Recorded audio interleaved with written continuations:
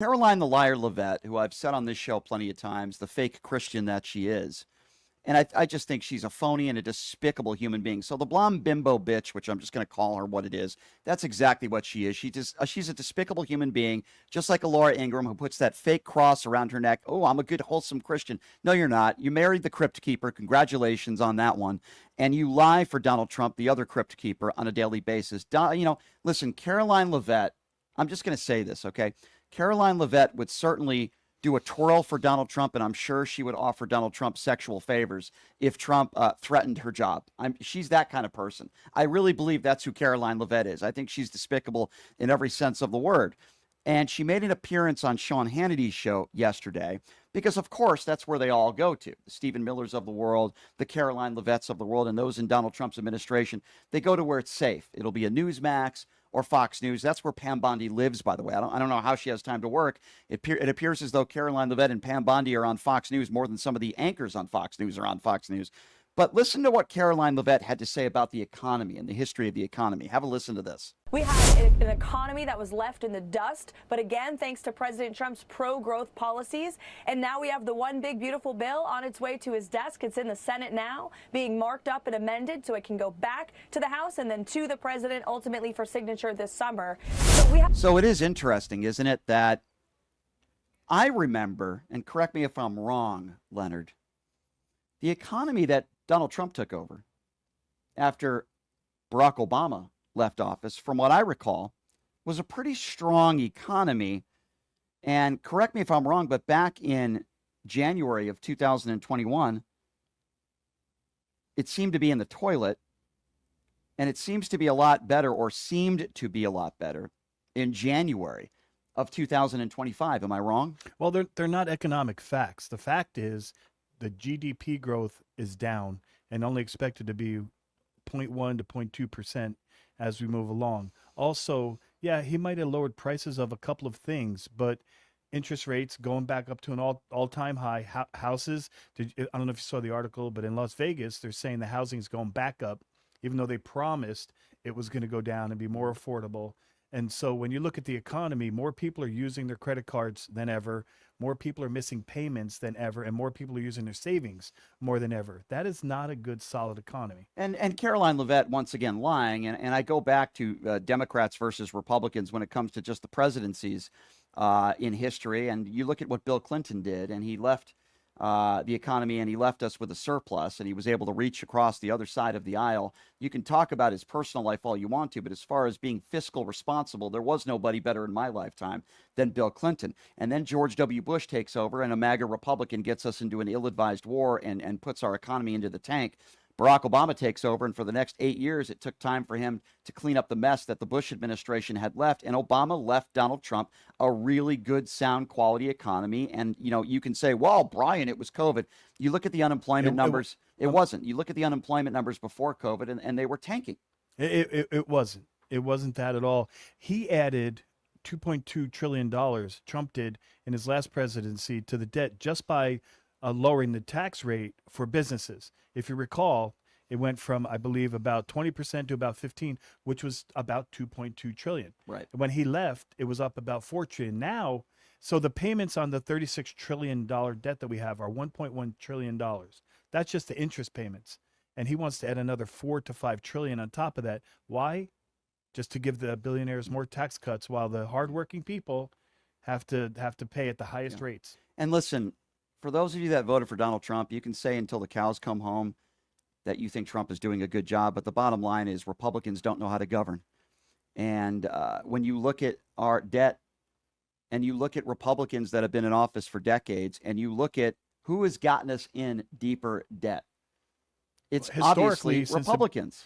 Over the last it's 20 not even years, close. You can go back 5 presidents, and it can show that consistently the Democrats save us money when they're in office and the Republicans spend. I would dare, I don't know if I can do this, but I would dare someone to call in and tell me the difference between a conservative Republican and a MAGA, who's a MAGA or a conservative Republican, because we've talked to many of them. I don't think they know the difference. No, I don't. Because a conservative Republican could never agree with the policies that are coming out. There's no way. I completely agree with you. So you have Caroline Leavitt lying about the economy and certainly what's been going on here in the last 10 years. Listen to what she says about electricians and plumbers last night. And somehow she ties that into the LGBTQ community because, of course, we know MAGA Republicans like to hate on transgenders, like to hate on people who are gay, like to hate on minorities. And for whatever reason, this was on the tops of the list for Caroline Leavitt to attack the gay community. Have a listen to this. And the president is more interested in giving that taxpayer money to trade schools, in programs, in state schools, where they are promoting American values, but most importantly, educating the next generation based on skills that we need in our economy and our society. Apprenticeships, electricians, plumbers. We need more of those in our country and less LGBTQ graduate majors from Harvard University. And that's what this administration's position is. And we also are not going to tolerate the illegal, criminal, anti-Semitic behavior that we saw take place at Harvard and many other college campuses across the country. Yeah, Caroline Leavitt wants to talk about criminal behavior, yet she works for a guy who's a 34-count felon. I also find it interesting that in that little diatribe, she went on to attack the LGBTQ community. Leonard, why are MAGA Republicans so obsessed with people who are transgender and people who are gay? And why does she bring that up in this conversation? I think that's part of the self-righteousness you find in the evangelicals and some of the Christians, because a true Christian doesn't, if you read the Bible, it doesn't hate it. They don't hate anybody. Everyone's your brother. Everyone's your sister. And while you can disagree with their lifestyle, you can't judge them for it. So if you're judgmental, that's probably going to work against you in the long run. I think that maybe some of them, and I don't have any personal knowledge of this, may have those tendencies. And so some psychologists would say they hate the part of themselves that feels that they would like to live that lifestyle. Yeah. So they attack it. It's really sick. It's disgusting. And Caroline Leavitt, again, is one of those fake Christians, despicable human beings that let's invite her on the show. Yeah, well, she's done this show before. I don't know if she'll do it again. Really? Yeah, she did this show last year. But Caroline Leavitt is your typical right-wing evangelical Christian, white, wholesome woman who is married to the Crypt Keeper, by the way. And Leavitt is, simply put, an individual who will attack the gay community, attack minorities, call being gay a sin, when she is the best sinner of them all, if there is even a term like that. Now, this is also an interesting point of her appearance yesterday, because we keep hearing about all these deals and the art of the deal and all these deals that Trump is making, right? 90 deals in 90 days, which we know was a farce and a lie. She called the deal with the UK miraculous. I'm not making this up. Have a listen. For the trade talks, since you mentioned them, I was just going back and forth with our United States Trade Representative Jameson Greer, who informed me that the Trump administration continues to be in intensive talks with India, and the president, of course, has applied very public pressure to the European Union so that they too can have a miraculous trade deal, just like we cut with Britain and our friends in the United Kingdom. So we continue to move forward in cutting good deals that put the American people and the American worker first. Can somebody please explain to me, Leonard, or anybody, how this deal with the UK was miraculous? Can somebody please help me out with that? How was this deal miraculous? What was it that America got? Tariffs. They came back and said, let's not do that. Let's work together. And so really it's a zero sum. Nothing got done. Nothing happened. Nothing changed. Nothing was instituted. And they were talking. What was anyway. miraculous about it? Like, I don't understand. What was miraculous? She uses the term miraculous. That might have been the word of the day. You know what that's like saying? That's like saying when Donald Trump takes his shirt off, he looks miraculous. Is there any woman on the planet that would say that?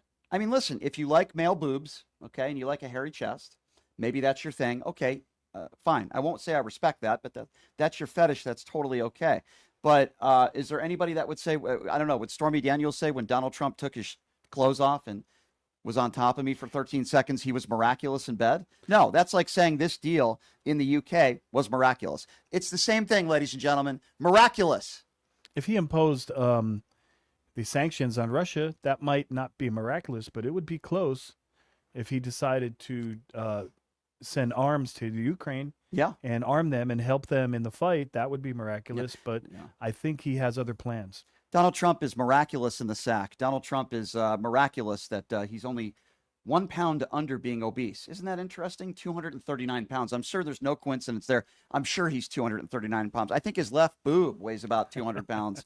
It's just so stupid and it's so ridiculous. It's miraculous that people out there actually still support Donald Trump. It's miraculous that people out there think that Karoline Leavitt is doing a good job. It's miraculous that people think she's a good Christian. And yes, ladies and gentlemen, it is miraculous that there are so many stupid people in the United States of America that still support a 34-count felon adjudicated rapist. And then Karoline Leavitt goes to the Rasmussen poll. Now, as you know, Donald Trump had some of the lowest poll numbers in 70 years for the first 100 days in office, but she's going to go to this one poll that makes it sound like the country all believe that we're headed in the right direction. Have a listen to this. That's right, Sean. There is good news today. Consumer confidence hit a record high, and also the highly respected pollster Matt Rasmussen showed that the majority of Americans view our country as heading on the right track under President Trump. This is a stark contrast to what that same polling showed under the previous disastrous administration led by Joe Biden. As for I see. It's interesting, though, because Leavitt didn't talk about some of the worst poll numbers for the first 100 days in office with any president ever in the history of the country. But she's going to go to this poll, by the way, which I haven't seen. And I find it hard to believe that the majority of Americans think that the country's headed on the right track under Donald Trump. Again, has some of the worst numbers in American history. Consumer confidence is way down. Yeah, it makes absolutely no sense. But this is, again, another brilliant idea by the very intelligent Donald Trump, who now wants to, and I've talked about this, I spoke about it yesterday, wants to reopen Alcatraz. Now, before I play you Karoline the Liar Leavitt's response to that on the Sean Hannity Show, let me just give you a few facts on Alcatraz. First of all, if, and it's not going to happen, if they decided to reopen Alcatraz, it would cost the American taxpayer somewhere around the vicinity of $250 million. But you don't hear Elon Musk or Doge talking about this, do you? $250 million it would cost. Number two, it would hold under 400 inmates. Let me repeat, under 400 inmates. And it was Donald Trump yesterday that said, millions of people out there, we need to imprison them. Under 400 people, and would cost the American taxpayer over $250 million. There's no sewer system or water system there. It is a joke and it is embarrassing. But of course, it doesn't matter what Donald Trump says. Donald Trump could literally say that we all need to walk outside in a thong, men and women, and people in Donald Trump's administration, that might work for some people, by the way, but for many people in Donald Trump's administration, I'd say it probably would be a bad idea, but I'm just using this as an analogy. Karoline Leavitt would go on Sean Hannity's show and say it's a great idea. This is Karoline Leavitt on Sean Hannity's show last night talking about Donald Trump's just idiotic idea to reopen Alcatraz, and listen to what she had to say about it. Great to see you, Sean. Thank you so much. And this is a phenomenal idea by President Trump that will be executed upon. In fact, I can confirm for you that the White House has already administered calls with the Bureau of Prisons, our counterparts at the Department of Justice, and our counterparts at the Department of Interior, because Alcatraz is now run by the National Park Service. And we know our great Secretary of Interior, Doug Burgum, is in charge of that. So the Bureau of Prisons has already confirmed that they are assessing next steps to reopen this notorious prison. And the reason for it is because President Trump is leaving no stone unturned to restore law and order to our country, and to make it very clear to criminals, repeat offenders, not just illegal immigrant criminals, but also American citizens who have refused to comply with our nation's laws. If you have been repeatedly breaking the law, if you are in and out of prison, that is ending under this administration. President Trump's team is going to enforce our laws and prosecute you to the fullest extent of the law. So we are absolutely looking into this, assessing next steps, and it's a part of the president's big picture law and order agenda, which is obviously working, especially when you look at the illegal border crossings at our southern border. The border is secure, mass deportations are underway, and law and order is back in America thanks to President Trump. It is? Law and order's back in America? Really? That's news to me. She's talking about Americans that break the law and rule of law, yet you guys are the ones that defy the Supreme Court rulings and defy judges and attack their families. The person that you support and work for is a 34-count felon who has never faced any repercussions for anything he's done in his life, let alone being prosecuted in an American court of law with a jury of his peers. as a 34-count felon. And we have this imbecile trying to lecture us on rule of law. But she's not the only one that is a yes woman or yes man or whatever you want to call them, who wears the Donald Trump knee pads 24/7, and it doesn't matter what Donald Trump's ideas are. I mean, if he talks about the purge again, she would be okay with that as well. We were told by Donald Trump that he won't raise the debt, right? We were told by MAGA Republicans they're not going to raise the debt. And this is the way that Karoline Leavitt answered that question as far as the debt limit. Have a listen to Karoline the liar Leavitt and the fake Christian in action. Is the president okay with this bill adding to the deficit? This bill does not add to the deficit. In fact, according to the Council of Economic Advisors, this bill will save $1.6 trillion. And the president absolutely understands and hears the concerns of fiscal conservatives and of Americans who want to get our fiscal house in order. That's what the intention of this bill is. There's $1.6 trillion worth of savings in this bill. That's the largest savings for any legislation that has ever passed Capitol Hill in our nation's history. The next bill that even comes close was $800 billion. That's less than half of the savings that we see in the One Big Beautiful Bill. And so the goal of this bill is to produce economic growth, to cut taxes, and to get our fiscal house in order. And this is the right step in the right direction towards doing that. Really? Well, you see, you won't hear this on echo chamber right-wing radio or TV, but let me just give you the facts. She says this bill is going to save us $1.7 trillion. Oh, there's one fact check that I want to throw in there. They're seeking to increase the debt limit by $4 to $5 trillion over the next 2 years. It's all in the bill. How is that saving us money?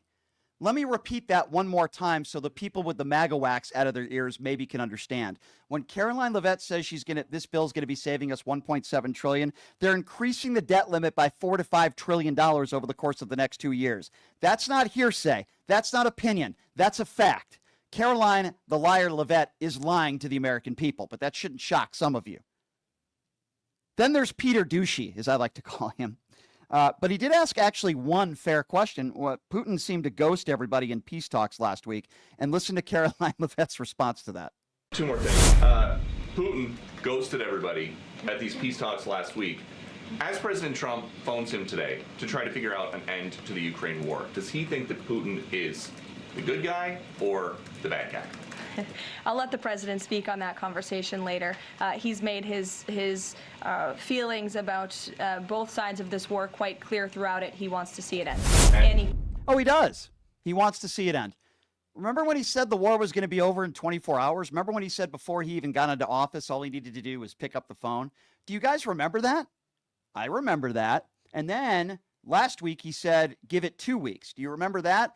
Well, we're approaching close to 4 months now. I just thought I would just remind some of my MAGA friends out there that Donald Trump campaigned on the fact that he would end the war within 24 hours, just like back in 2016 when he campaigned that he was going to hire a special prosecutor to go after Hillary Clinton. Never did that. When he said he was going to build a wall and Mexico was going to pay for it, he never did that. That there would be peace in the Middle East. That's not happening. In fact, you can make the argument that in the Middle East right now, it's worse than it was on day one when he took office. All lies. Day one, I'm going to lower inflation. I'm going to lower the gas prices. All lies to the American people. But if you listen to right-wing radio, they'll make it sound like he's doing a fabulous job and there's peace everywhere, which we know that there's not.